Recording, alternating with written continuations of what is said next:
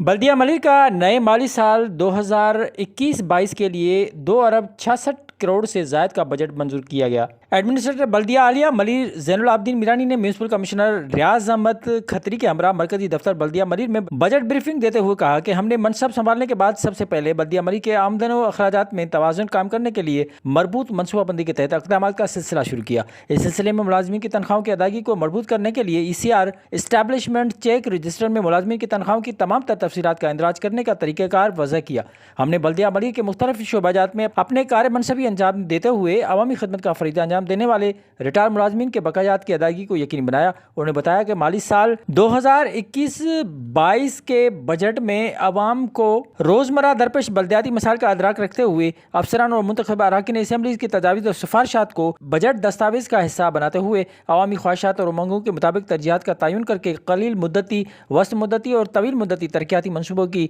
تشکیل کی گئی ہے۔ آئندہ مالی سال 2021-22 کے لیے بلدیہ ملیر کی آمدن کا تخمینہ 2 ارب 66 کروڑ 42 لاکھ 39,042 روپے جبکہ اخراجات کا تخمینہ 2 ارب 66 کروڑ 30 لاکھ 50,000 روپے لگایا گیا ہے۔ ترقیاتی منصوبوں کی مد میں 1 ارب 12 کروڑ سے زائد رقم مختص کی گئی ہے۔ اس طرح بلدیہ ملیر کا آئندہ مالی سال کا بجٹ 11,89,042 روپے بچت کا بجٹ ہے۔ آج کا جو بجٹ پیش کیا ہے اس میں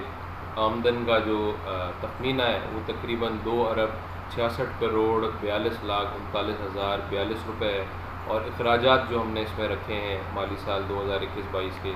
وہ ہیں 2 ارب 66 کروڑ 30 لاکھ 50,000 روپے، تقریباً 11,79,042 روپے کا جو ہے ہماری بچت ہے اس بجٹ میں۔ اس موقع پر account officer Nasir Khan, superintendent engineer نصر اللہ میمن، ڈائریکٹر ایڈمنسٹریشن مسرور نواز خشک اور دیگر بھی موجود تھے۔